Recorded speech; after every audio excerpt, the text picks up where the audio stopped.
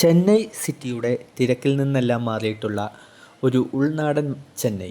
പഴയ ചില മലയാളം സിനിമകളിൽ ചെന്നൈ കാണിക്കുമ്പോഴുള്ള പോലെ പ്രകൃതി രമണീയമായ സ്ഥലങ്ങൾ. ഇത് ചെന്നൈയിൽ നിന്നും 60 കിലോമീറ്റർ അകലെ ഊത്തുകോട്ട എന്ന് പറഞ്ഞ സ്ഥലമാണ്.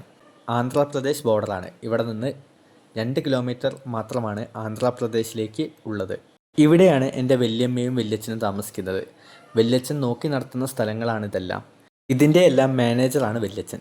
13 വർഷത്തിന് ശേഷമാണ് ഇപ്പോൾ ഞാൻ ചെന്നൈയിലേക്ക് വീണ്ടും വന്നിട്ടുള്ളത്. 2012 മാർച്ചിൽ വെക്കേഷൻ സമയത്താണ് അവസാനമായി വന്നത്. അന്ന് വന്നതിൽ നിന്നും വലിയ മാറ്റങ്ങളൊന്നും ഈ നാടിന് സംഭവിച്ചിട്ടില്ല. ഇവിടെ കൃഷിക്ക് ആവശ്യമായ ട്രാക്ടറൊക്കെ ഉണ്ട്. വണ്ടിക്കമ്പം നല്ല ഉള്ളതുകൊണ്ട് തന്നെ അതൊക്കെ ഒന്ന് ഓടിക്കാൻ തോന്നി. അങ്ങനെ അതെല്ലാം ഒന്ന് ഓടിച്ചു. 2 ട്രാക്ടറുണ്ട്. ഇത് പഴയതാണ്. പച്ച കളറിലുള്ളത് പുതിയതുമാണ്. പഴയത് ഓടിക്കാൻ നല്ല ബുദ്ധിമുട്ടാണ്. ഗിയർ മാറ്റാൻ തന്നെ നന്നായി ബുദ്ധിമുട്ടുന്നുണ്ട്. ഇവിടെ കൃഷി ചെയ്യുന്ന ഡ്രാഗൺ ഫ്രൂട്ടാണ്. നല്ല രസമുണ്ടാവുമെന്ന് കരുതി ഒന്ന് കഴിച്ചു നോക്കി. പക്ഷേ വലിയ ടേസ്റ്റൊന്നുമില്ല. ഇത് ശിവലിംഗപ്പൂവ് എന്നാണ് അറിഞ്ഞത്. ശിവലിംഗം പോലെ തോന്നിക്കുന്ന ഒരു ഷേപ്പുള്ളത് കൊണ്ടാവാം ഇതിനെ ആ പേരിൽ അറിയപ്പെടുന്നത്. ഇവിടുത്തെ ഏറ്റവും വലിയ പ്രത്യേകത മാങ്ങകളാണ്. മാങ്ങ എന്ന് പറഞ്ഞാൽ നമ്മൾ ഇപ്പോൾ കേരളത്തിലൊക്കെ നന്നായി കിട്ടുന്ന വലിയ തരം മാങ്ങകളൊക്കെ തമിഴ്നാട്ടിൽ നിന്നാണ് വരുന്നത്. ഇവിടെ അങ്ങനത്തെ ഒരുപാട് മാവുകളുണ്ട്.